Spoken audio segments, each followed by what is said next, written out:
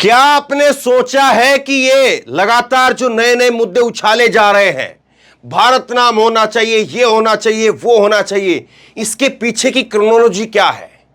क्योंकि हम यही देखते हैं कि एक तरफ कुछ बहस खड़ी की जाती है और उसके पीछे से कुछ और कांड हो जाता है या कुछ और बड़ा कुछ हो रहा होता है, उस पर पर्दा डाल दिया जाता है। भाजपा में कैसी बगावत हो रही है या कैसे नेताओं के सुर हैं, भाजपा में कैसी राजस्थान के अंदर पतली हालत है, यह मैं आपको दिखाता हूं। नितिन गडकरी कह रहे हैं कि यहां पर घोड़ों को घास नहीं मिल रही है और गधे च्यवनप्राश खा रहे हैं। पहली तो यह खबर, और उसके बाद में दूसरी आप देखिए कि कैसे जो है वो कुर्सियां पूरी की पूरी खाली पड़ी हैं। 5 जोन बनाए गए थे, नितिन गडकरी जो है पहुंचे थे राजस्थान के अंदर और करीब करीब 4 जोन बताए जा रहे हैं कि वो खाली पड़े थे। ये गोगा मेडी की राजस्थान की तस्वीरें हैं, ये मैं आपको दिखाऊंगा, वीडियो है बाकायदा, वो दिखाऊंगा। और उसके साथ साथ आप ये देखिए दूसरी एक और जगह पर भी परिवर्तन यात्रा में दिखाई दी भाजपा की फूट, नहीं दिखे पूर्व जिला अध्यक्ष और उनके कार्यकर्ता, कुर्सियां रही खाली। ये धौलपुर की खबर है। एक जगह नहीं, 2 जगह नहीं, बीजेपी अलग अलग परिवर्तन यात्राएं निकाल रही है। पहले एक यात्रा निकलती थी वसुंधरा के नेतृत्व में, लेकिन अब अलग अलग यात्राएं निकालने का निर्णय लिया गया। उसमें भी नेताओं की फूट पड़ी हुई है, कहीं पर कोई नेता नहीं पहुंच रहा है, कहीं पर कोई नेता नहीं पहुंच रहा है, और यहां पर तो कुर्सियां की कुर्सियां खाली पड़ी हुई है। एक ये स्थानीय राजस्थान का यूट्यूब चैनल है और इसके हवाले से जो है, इसके सौजन्य से मैं आपको ये वीडियो दिखा रहा हूं। आप देखिए कि यहां पर पत्रकार बता भी रहा है कि 5 जोन बनाए गए और 5 जोन में से 4 में कुर्सियां खाली पड़ी रही। 4 ब्लॉक पूरी तरह से खाली पड़े, आप देख रहे हैं सारी कुर्सियां खाली है यहाँ पर।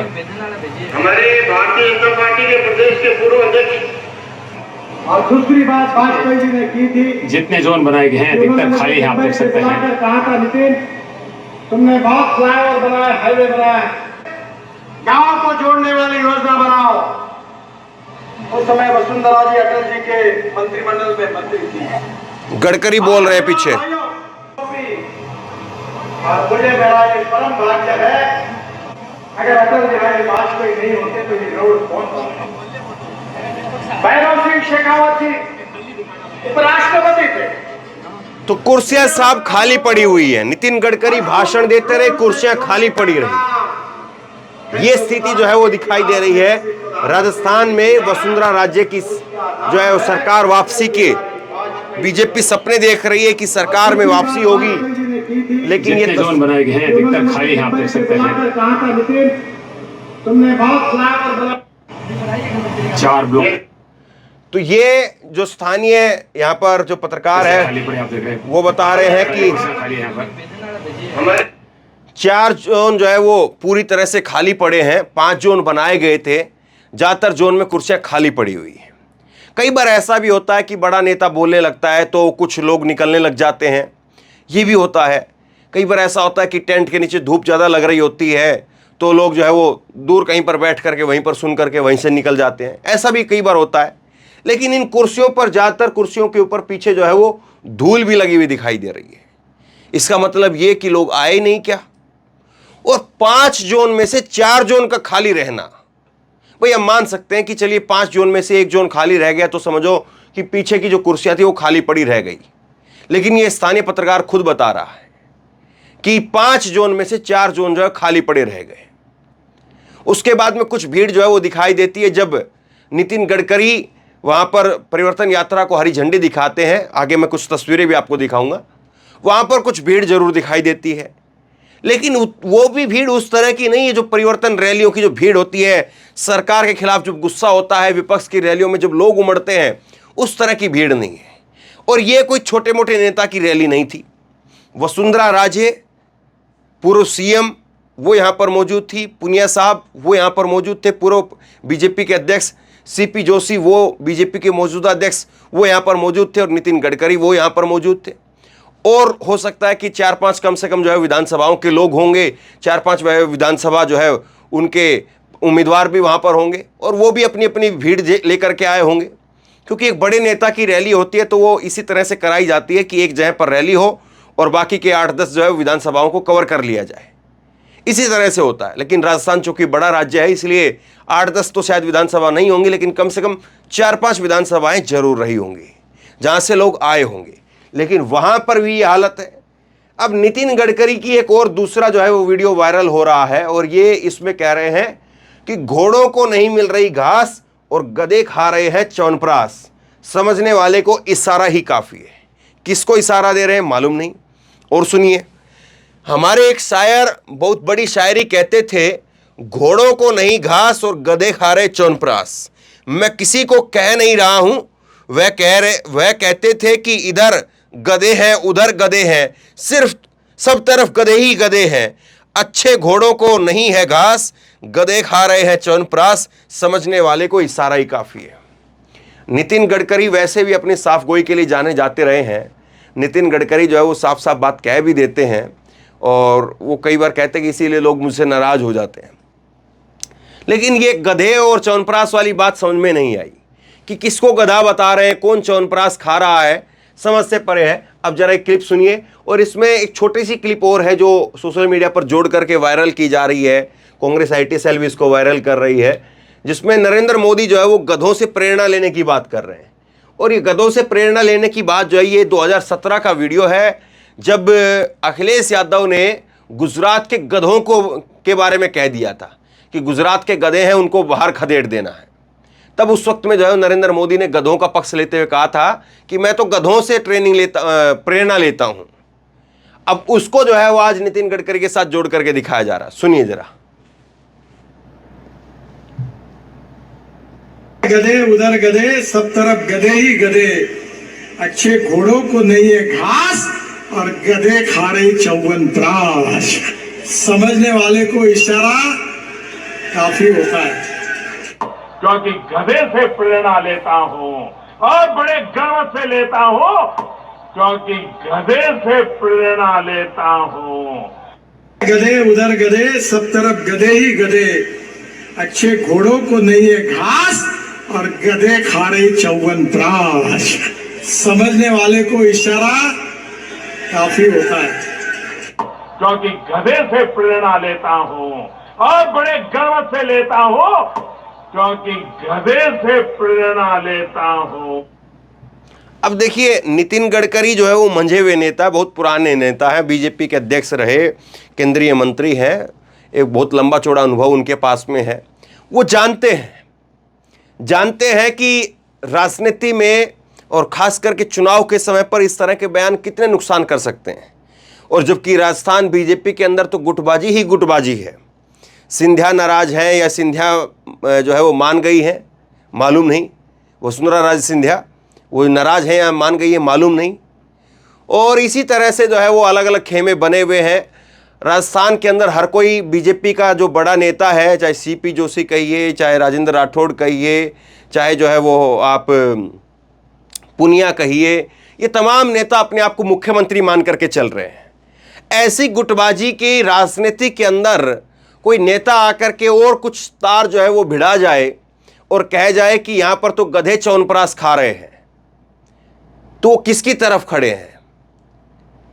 क्या वो वसुंधरा राजे के लिए इस बात को कह रहे थे, या दिल्ली की तरफ उनका इशारा था कि वो अपनी जो है वो दुख को अपनी पीड़ा को उसको व्यक्त कर रहे थे, उसको बता रहे थे, अपना दर्द जो है वो बयां कर रहे थे, या वसुंधरा राजे का दर्द बयां कर रहे थे कि इधर उधर सब गधे खड़े हैं और वसुंधरा राजे को घास भी नहीं मिल रही है? क्या उनके लिए बोल रहे थे या अपने खुद के लिए बोल रहे थे कि इधर उधर सब गधे खड़े हैं और खा रहे हैं च्यवनप्राश, और मुझ जैसे जो है घोड़े को भी, काम करने वाले आदमी को भी उनका काम को सराहा जाता है, उसको भी जो है वो घास नहीं मिल रही है? तो किसके लिए कह रहे थे मालूम नहीं, लेकिन उन्होंने जो बात कही अब वो सोशल मीडिया पर चर्चा का विषय बन गई है और तमाम तरह की कयासबाजी का दौर जारी है। अब मैंने कुछ तस्वीरें तो आपको दिखा दी। मैं आपको जो ऑफिशियली ये जो ट्वीट किया गया है इनकी तरफ से, नितिन गडकरी की तरफ से जो ट्वीट किया गया है, राजस्थान के गोगा मेडी हनुमानगढ़ में आज परिवर्तन संकल्प यात्रा का शुभारंभ किया। जब शुभारंभ होता है तो उसमें तो निश्चित तौर पर बहुत भारी भीड़ आती है। इस अवसर पर आयोजित जनसभा को संबोधित किया। राजस्थान भाजपा के प्रदेश अध्यक्ष CP जोशी, पूर्व मुख्यमंत्री भाजपा नेता श्रीमती वसुंधरा राजे और राजस्थान विधानसभा के प्रतिपक्ष के नेता राजेंद्र और सांसद तथा विधायकगण और अन्य मान्यवर उपस्थित रहे। तो कई तो सांसद यहाँ पर मौजूद रहे, वो भी अपनी भीड़ लाए होंगे, 2024 का चुनाव दूर नहीं है। और उसके साथ साथ जो है वो कई विधायक रहे और बहुत सारे लोग रहे।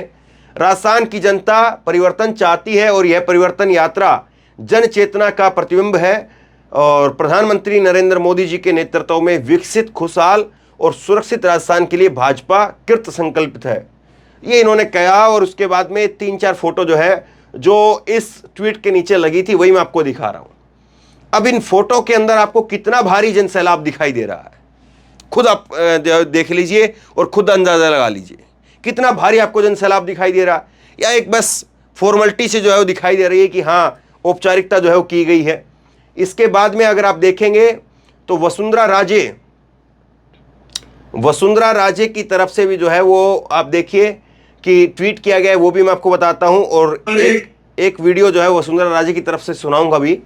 वसुंधरा राजे ने भी लिखा है कि आज गोगामेडी महाराज की तपोभूमि आज गोगा जी महाराज की तपोभूमि गोगामेडी हनुमानगढ़ से केंद्रीय सड़क परिवहन राजमार्ग मंत्री नितिन गडकरी जी ने परिवर्तन संकल्प यात्रा 4 का शुभारंभ किया। इस कार्यक्रम में उपस्थित रही और जनसभा को संबोधित कर कार्यकर्ताओं को कांग्रेस के कुराज के खिलाफ एकजुट होने का संदेश दिया। और ये 4 फोटो जो है उन्होंने भी डाली है।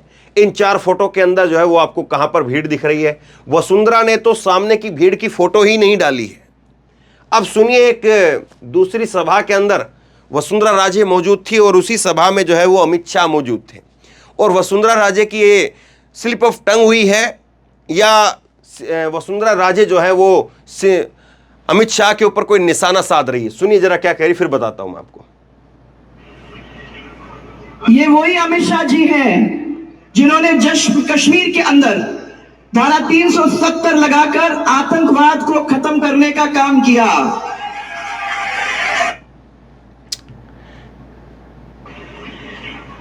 ये वही अमित शाह जी हैं जिन्होंने जम्मू कश्मीर के अंदर धारा 370 लगाकर आतंकवाद को खत्म करने का काम किया। अमित शाह साहब सामने बैठे हुए थे और वसुंधरा राजे कह रही कि 370 लगा करके हटा करके कहा है। वैसे जो है वो एक्चुअल जो है हटाया है, लेकिन बड़े बड़े नेताओं से ऐसी गलती हो जाती है या बड़े बड़े नेता ऐसी गलती जानबूझ करके करते हैं। चुनाव का समय बहुत इंपॉर्टेंट समय होता है, अपनी ताकत दिखाने का समय होता है, अपना रुतबा दिखाने का समय होता है।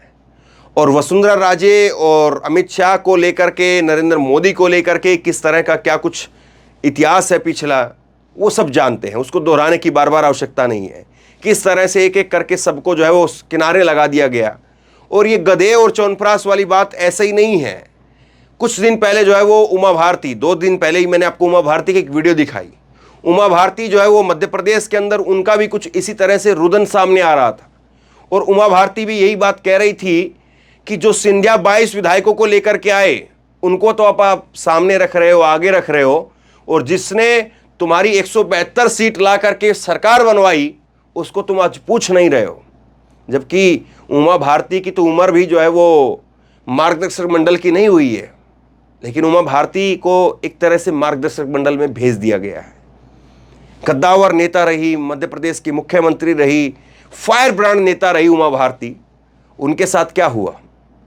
क्या उसी तरह से उमा भारती की तरह से ही नितिन गडकरी को और वसुंधरा राजे सिंधिया को इनको लगने लगा है कि अब अगला नंबर हमारा है और जो कुछ उनके साथ हुआ उसी तरह से हमारे साथ किया जाएगा? और इसीलिए कई लोग कहते हैं कि बीजेपी के अंदर बहुत बड़ा तबका ऐसा जो ये चाहता है कि मोदी कैसे न कैसे एक बार हार जाए। अगर मोदी एक बार हार जाए, ये बीजेपी हार जाए, तो पूरा बीजेपी के ऊपर जो एक तरह से कब्जा हो रखा है मोदी अमित शाह का, वो खत्म हो जाए। और वो खत्म हो जाए तो फिर बाकी के जो जितने भी नेता हैं उनका वर्चस्व जो है वो सामने आएगा, जो दरकिनार कर दिया गया है, हाशिए पर डाल दिया गया है। तो बहरहाल ये तमाम तरह की अलग अलग जो है कहानियाँ हैं, तमाम तरह की अलग अलग बातें जो कही जाती हैं, लेकिन बहुत कुछ ऐसा है जो चुनाव से पहले बीजेपी को परेशान कर रहा है। खाली कुर्सियां हों, चाहे नेताओं के आपसी जो है बयान हों, वो बीजेपी को नुकसान तो जरूर पहुंचा रहे हैं। और इसका मतलब ये है कि सब लोग जो है वो इंतज़ार कर रहे थे, मौके पर चौका जो है वो अब हर कोई लगाना चाह रहा है, और इससे कितना नुकसान जो है वो बीजेपी को होगा और मोदी जी का और अमित शाह का 2024 का सपना जो है वो कितना फिर जो है वो साफ साफ दिखाई देता है या और धुंधला हो जाता है। क्योंकि अगर आने वाले 5 राज्यों में अगर हार होती है तो 2024 के चुनाव पर भी निश्चित तौर पर उसका असर पड़ेगा, इससे कोई मुंह नहीं फेर सकता है। तो बहरहाल शेयर कीजिए इस खबर को, लोगों तक पहुंचाइए। आप क्या सोचते हैं नीचे कमेंट बॉक्स में लिख करके मुझे जरूर बताइए, और इसी तरह की तमाम खबरों के लिए ऑनलाइन न्यूज इंडिया को सब्सक्राइब कीजिए, साथ में जो बेल आइकन है घंटी है उसको जरूर दबाइए, ताकि जैसे ही कोई खबर अपलोड करें उसकी नोटिफिकेशन सीधे सबसे पहले आपको मिल सके। और अगर ये वीडियो फेसबुक पर देख रहे हैं तो फेसबुक पर हमारे पेज को लाइक कीजिए, फॉलो कीजिए और इस खबर को शेयर कीजिए। धन्यवाद।